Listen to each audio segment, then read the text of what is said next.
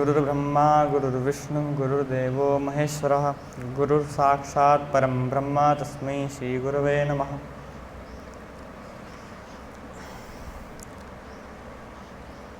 विशिष्टे अस्मिन् व्याकरणे सूत्रमस्ति उपदेशे जनुनासिक इति। अत्र सूत्रे भगवता पाणिनिना उपदेश शब्दस्य उच्चारणं कृतं। तथा च भगवता पाणिनिना उपदेश शब्दस्य उच्चारणं कृतं वर्तते। उपदेश शब्दस्य उच्चारणं कृतं वर्तते। उपदेश शब्दः उच्चरितः। हाँ। उपदेश शब्दः उच्चरितः। तथा च वाक्यार्थज्ञाने पदार्थज्ञानस्योपजीव्यत्वात् तत्र आदौ जिज्ञासा भवति यत् उपदेशपदार्थः कः। तदा अत्र उच्यते प्रथमं व्युत्पत्तिः कीदृशी भवति। तथा च अत्र सिद्धान्तकौमुदीग्रन्थे भट्टोजीदीक्षितमहोदयेन लिखितम् उपदेशः आद्योच्चारणम् इति। अत्र उच्चारणम् इत्यत्र ल्युट् प्रत्ययः भावे वीतः। तथा च उपदेश इति विव्रियमाणः तस्य विवरणं कृतं वर्तते आद्योच्चारणम् इति। तथा च विवरणविव्रियमाणयोः समानार्थकत्वस्य नियमात् अत्र उपदेशः इत्यत्र भावे घय इति ज्ञायते। तथा च उपसर्गपूर्वकदिश धातोः भावे घञि कृते अत्र उपदेशः इति सिद्ध्यति।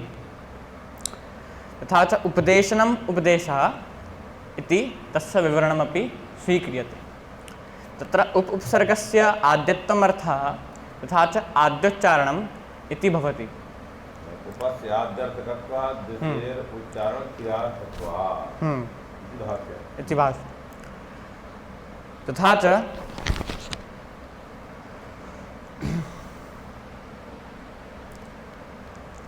आद्योच्चारणम् इत्यर्थः विहितः। आद्योच्चारणम् इत्यर्थे स्वीकृते सति तत्र उपदेशे इत्यस्य यदा अध्यारः क्रियते हलन्त्यम् इत्यादि सूत्रेषु तत्र अन्वयः कथं भवति। तत्र प्रसिद्धिः वर्तते यत् विद्यमानक्रियायाः आक्षेपः अस्माभिः तत्र स्वीक्रियते। तथा च उपदेशे विद्यमानं यद् अन्त्यं हल् अथवा उपदेशे विद्यमानः यः अनुनासिकविशिष्टः अच् स इत्संज्ञकः इत्यर्थः आयाति। परन्तु ग्रन्थे सिद्धान्तकौमुद्यां तत्र विद्यमानक्रियायाः अध्यारः न कृतः।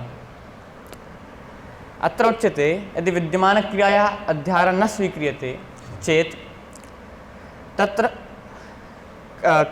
कथं सूत्रार्थः भविष्यति। उपदेशे अर्थात् उपदेशकालः गृह्यते तदा। तथा च उपदेशकाले विद्यमानं यत् अन्त्यत्वविशिष्टः हल् तस्य इत्संज्ञा इत्यर्थः आयास्यति।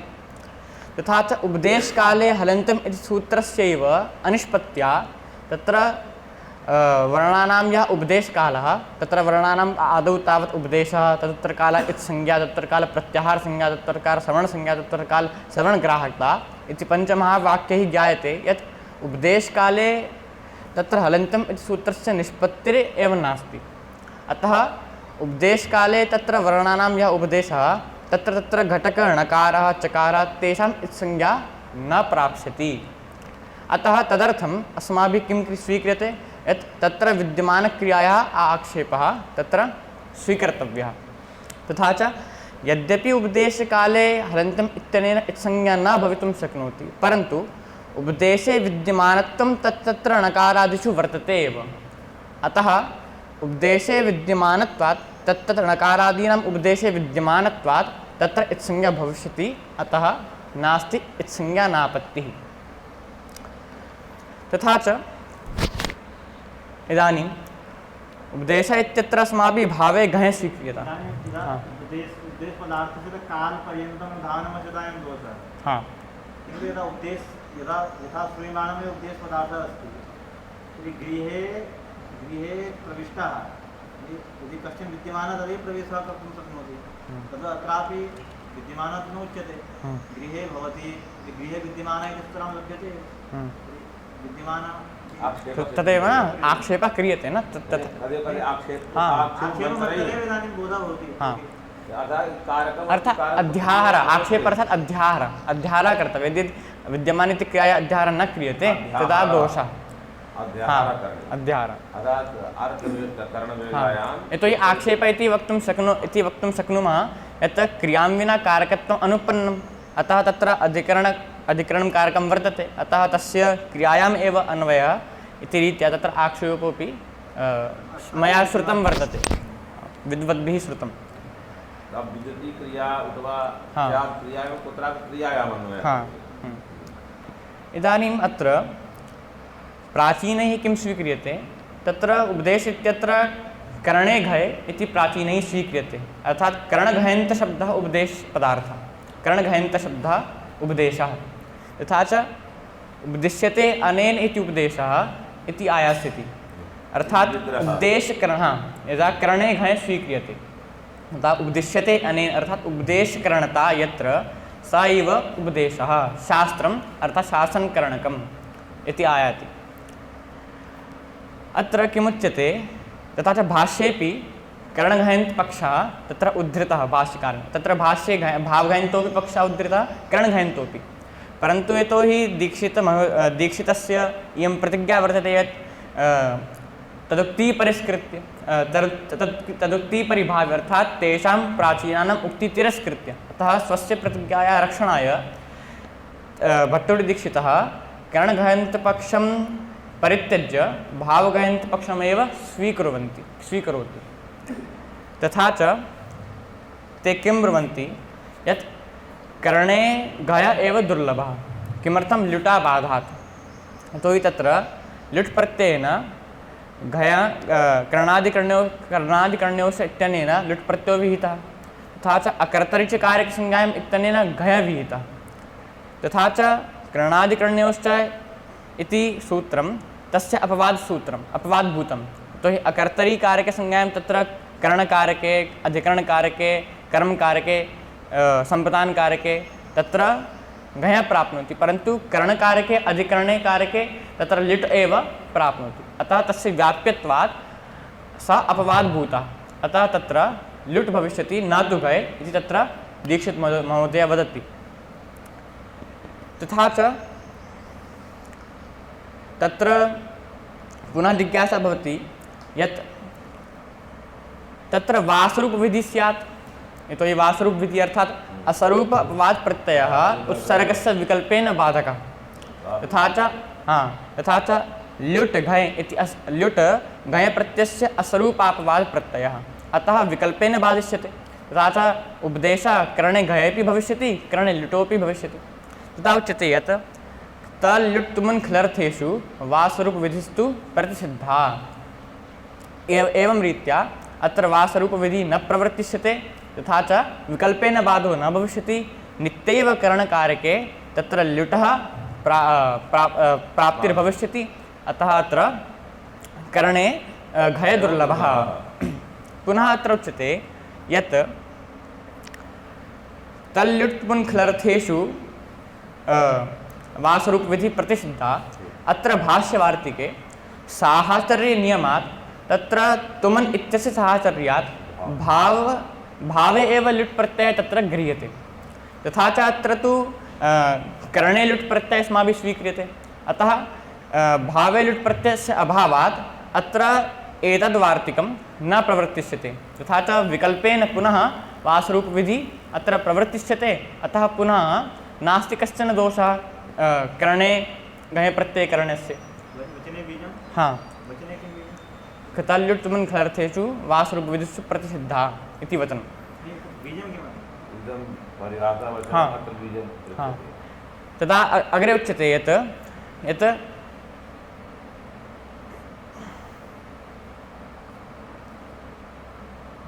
बीजं किमस्ति? अग्रे हलस्य। हाँ, हलश्च। हाँ, हलश्च इति। तत्र कारणं कुतः इदानीं अर्थात्मफलर्थेषु वासरूपविधिः प्रसिद्धा, तदा कथ्यते हलस्य किं करोति?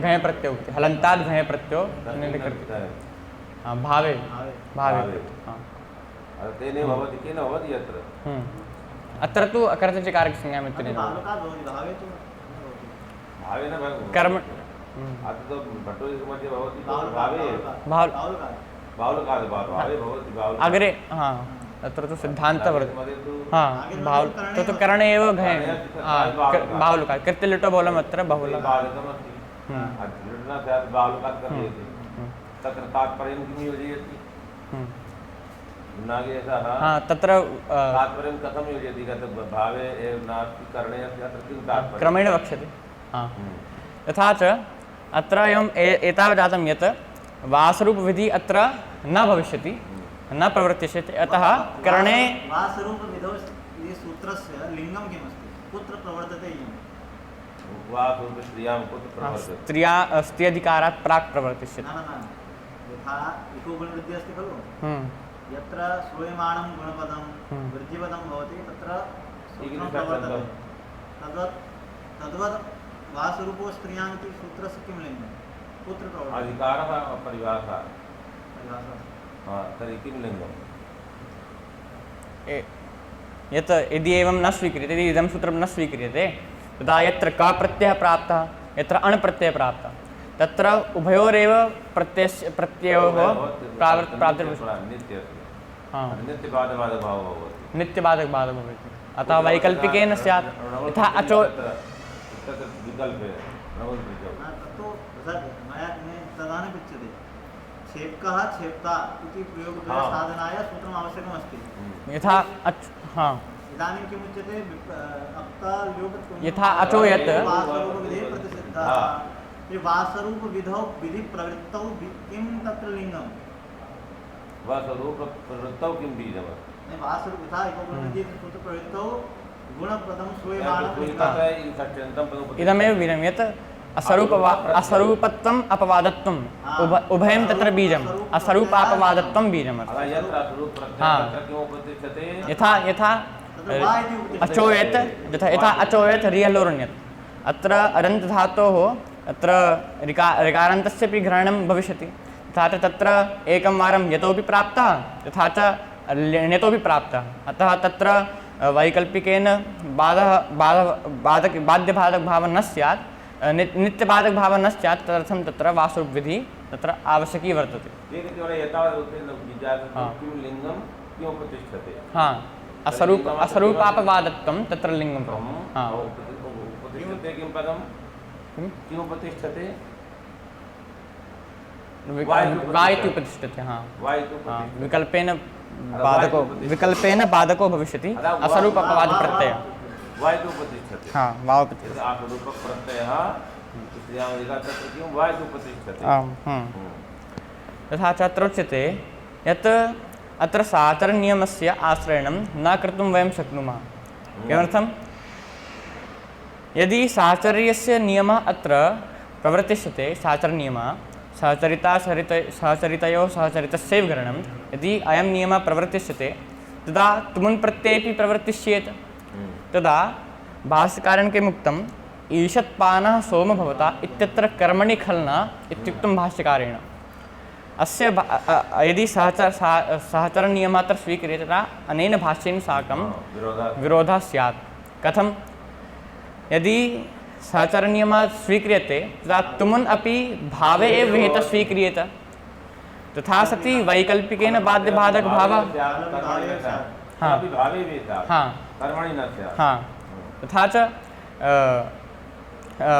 तत्र कर्मणि अस्माभिः तत्र ईषत्पान इत्यत्र आतोयच् इत्यनेन युष् प्रत्ययः अथ च ईषद् दुस्सु कुश्चरा किच्छार्थे सुखल् इत्यनेन खल् प्रत्ययः प्राप्तः तत्र नित्यैव बाध्यबाधकभावः स्वयमेव भविष्यते अतः अत्र साचरनियमः न स्वीक्रियते तदा वासरूपविधेः तत्र बाधः भविष्यति तथा सति तत्र नित्यैव कर्मणि खल् बाधको भविष्य आतुय् इति युज् प्रत्यय नित्यैव बाधको भविष्यति तथा च भाष्येन साकं सङ्गतिर्तत्र भविष्यति अत्र पुनः जिज्ञासा भवति यत् पुंसंज्ञां घ प्रायण इत्यनेन घ प्रत्ययः स्वीक्रियेत तथा उच्यते यत् करणे एव भविष्यति। तत्र अकर्तृचकारके इत्यस्मात् तत्र अनुवृत्तिर्भवति। तथा च अनेनैव घः प्रत्ययः स्वीक्रियते। तथा च नास्ति कश्चन करणे उपदेश इत्यस्य आनुपूर्वेः तत्र करणे नास्ति कश्चन दोषः, बाधकः। तथा उच्यते यत् पुंसंज्ञां घः प्रायेण इदं सूत्रं संज्ञायां तत्र घः प्रत्ययं करोति। अत्र तु संज्ञा नास्ति, उपदेश इति संज्ञा नास्ति, अतः संज्ञायां तत्र घः प्रत्ययः न भवितुं वयं न कर्तुं वयं शक्नुमः। पुनः उच्यते यत् संज्ञायाम् इत्यस्य प्रायेण इत्यत्र अन्वयः स्यात्। तथा उच्यते यत् प्रायेण संज्ञायाम् इत्यर्थः स्यात्, क्वचित् असंज्ञायामपि। तथा च उच्यते यत् उपाधिर्न भवति इति नियमः, अर्थात् विशेषणे विशेषणं न दत्तुं वयं शक्नुमः इति नियमात् तत्र संज्ञायाम् इत्यत्र प्रायेण इति वयं न अन्वयितुं शक्नुमः। तथा च संज्ञायाम् इत्यस्य सत्वात् तत्र घः प्रत्ययः न भवितुं शक्नोति। सिद्धान्ते तु घः प्रत्यये अन्वयः, परन्तु इदानीं संज्ञायां यदि वयं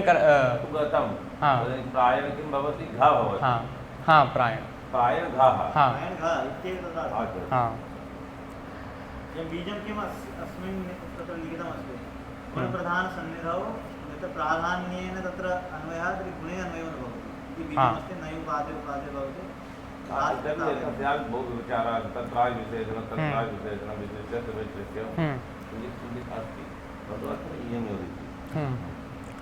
तथा च एवं रीत्या दीक्षितैः तत्र सिद्धान्तितं यत् उपदेशः इति भावे एव घयन्तः, करणे घयः न भवितुं शक्नोति।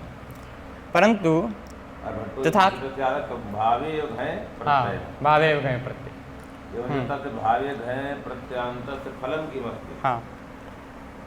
फलं प्रदर्शयति। फलं किमस्ति? भावे घयन्त प्रत्यय फलं किं? भावे घयन्त प्रत्यय तथा उपदेशनमिति तत्र उच्चारणक्रियाया लाभः भविष्यति।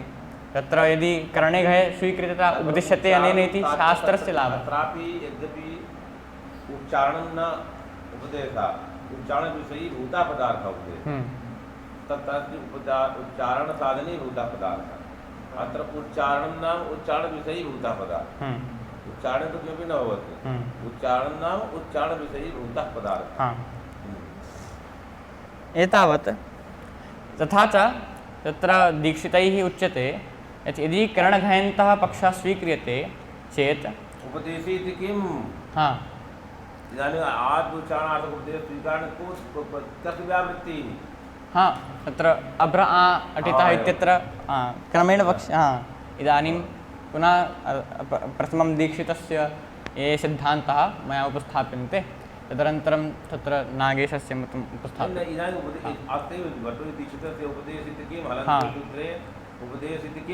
तत्र अभ्र आ अटितः तत्र आमो आम इत्यत्र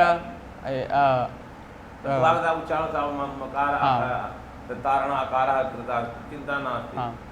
सामान्यतया उपदेश इति किम्? यदि न दीयते तत्र मनिन् इत्यत्र पूर्णकारस्यापि संज्ञा स्यात्, अतः अत्र न कुत्र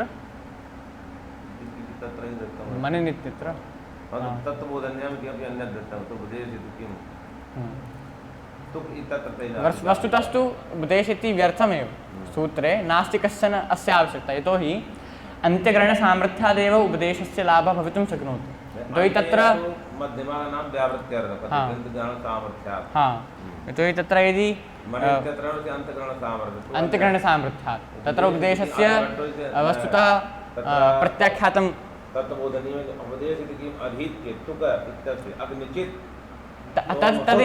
तदेव रीत्या तत्र सिद्धान्तं सोमसुत अग्निचित् मया उच्यते। यथा मया उच्यते तत्र उपदेश इति किं? इत्यत्र कश्चन भवति समुदायः अवयवं प्रतिबध्नाति, अत्र दोषः नास्ति, अत्र आपत्तिः आगता। तत्र तदा कथयति यत् उच्चारणं व्यर्थं, तदा कथयति आगच्छति इति उच्चारणचरितार्थं। आगत्य इत्यत्र तच्चरितार्थम्। आगत्य इत्यत्र तुक् चरितार्थं तुक्। तत्र सोमसुत् इत्यत्र यदि उपदेशः न दीयते तदा सोमसुत् इत्यत्र तुकारस्य लोपापत्तिः संज्ञापत्तिः तदा उच्यते यत् तुग्व्यर्थं तदा तुग्व्यर्थसामर्थ्यादेव अस्माभिः कल्प्यते यत् तुकः तकारस्य नेत् संज्ञा तथा च नास्ति कश्चन दोषः। तदा पुनः उच्यते यत् तुक् आगमस्तु अधीत् इत्यत्र चरितार्थः।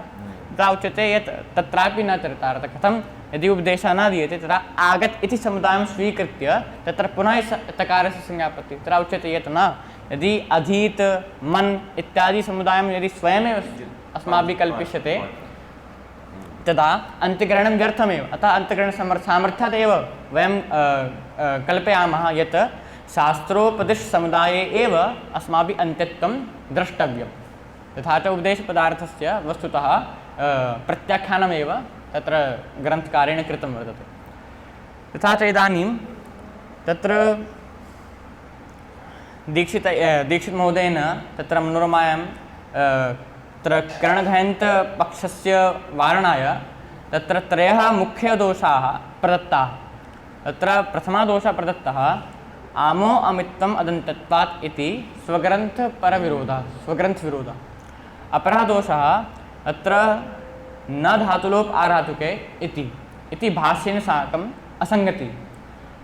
तृतीयदोषः प्रदत्तः लोपश्च इत्यत्र द्विषकारको निर्देशः इति भाष्येनापि साकम् असङ्गति। कथं यदि तत्र करणघयन्तपक्षः स्वीक्रियते तथा च भाष्यकारेण तत्र उक्तं यत् उपदिश्यतेनेन इति उपदेशः तत्र शास्त्रं शासनकरणं ते च पुनर्व्यवसिताः। तत्र व्यवसिताः के धातु प्रातिपदिक प्रत्ययागम निपातादेशाः इति तत्र भाष्यकारेण उक्तं।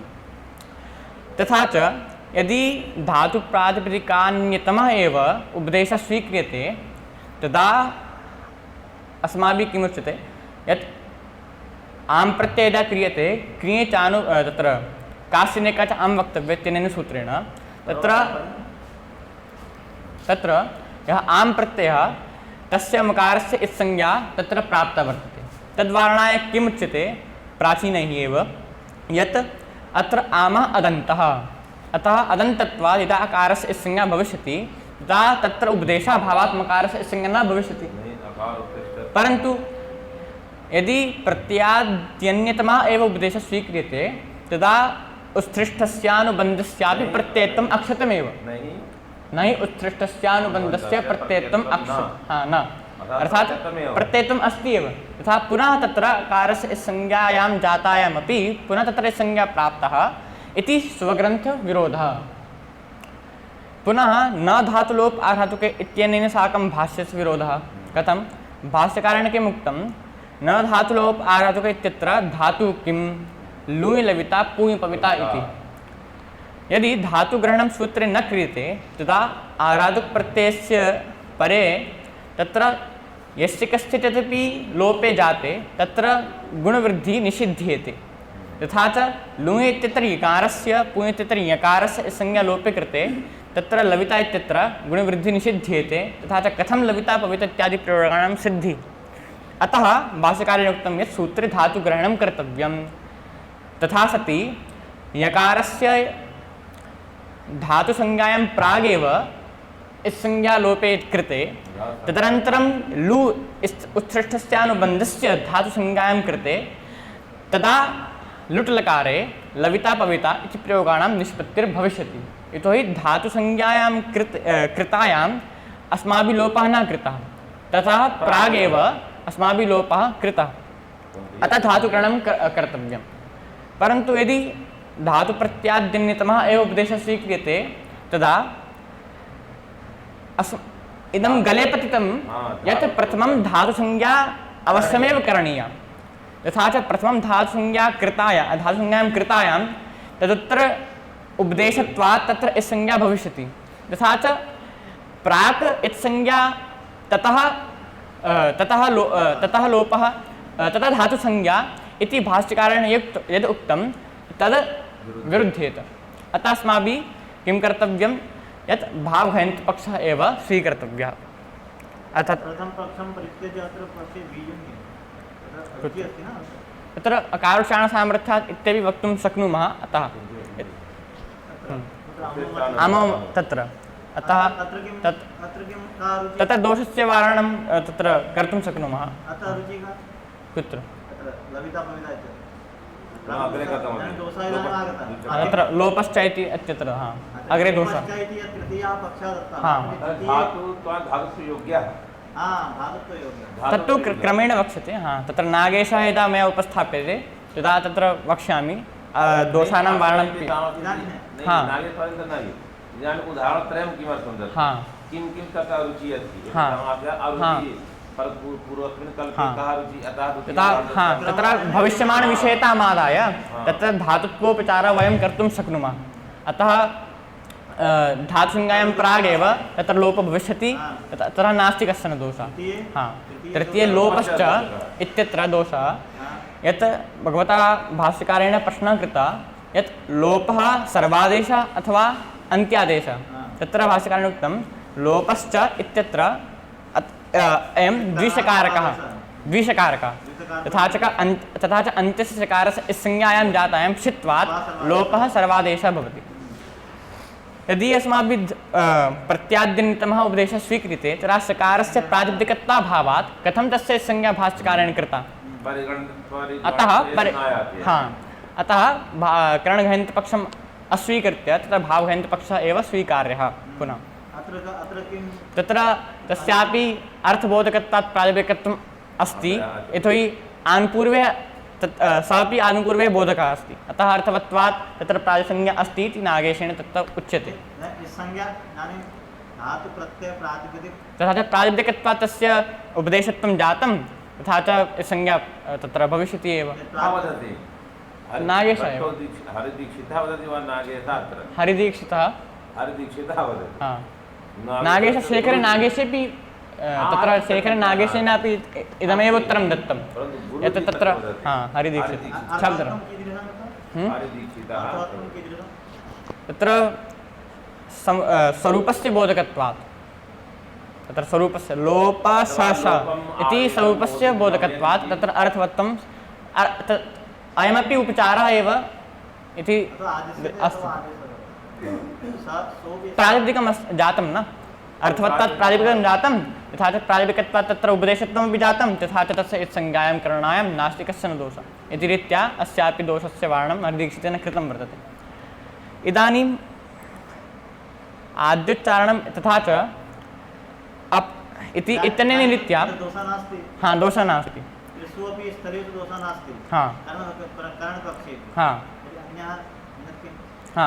अन्यथा किमुच्यते यत् तत्र नागेशेन सर्वाणां दोषाणां परिहारः कृतः, सर्वेषां दोषाणां तत्र परिहारः कृतः। तथा च भट्टोजीदीक्षितानां मते तत्र भावघयन्तपक्षे अपरे दोषाः तैः उद्भाविताः सन्ति नागेशेन तत्र। तथा च के ते दोषाः? तत्र नागेशेन किमुक्तं यत् वस्तुतः भाष्यकारेण भावघयन्तपक्षः स्वीकृतः, परन्तु सः पक्षः पूर्वपक्षः अस्ति। कथं? भाष्यकारेण तत्र भाष्ये प्रश्नः कृतः उपदेशः इति किं? तथा च अभ्र आपः इति तत्र भाष्यकारेण उक्तं। पुनः तत्र उक्तः यत् कोऽसौ उपदेशः, तो उपदेशः न ज्ञातः। तथा पुनः उक्तं प्रत्यक्षमाख्यानम् उपदेशः गुणैः प्रापणम् उद्देशः। तथा च उपदेशोद्देशयोर् संकीर्णतां ज्ञात्वा तथा च पुनः भाष्यकारेण तत्र उक्तं यत् नासौ उपदेशः, पुनः कोऽसौ उपदेशः? तथा च उपदिश्यतेनेन अर्थात् शास्त्रम् उपदेशः इति भाष्यकारेण उक्तम्। अर्थात् लोके या संकीर्णता अस्ति तस्याः संकीर्णतायाः परिहाराय तत्र भाष्यकारेण करणपक्षः स्वीकृतः। कुत्र?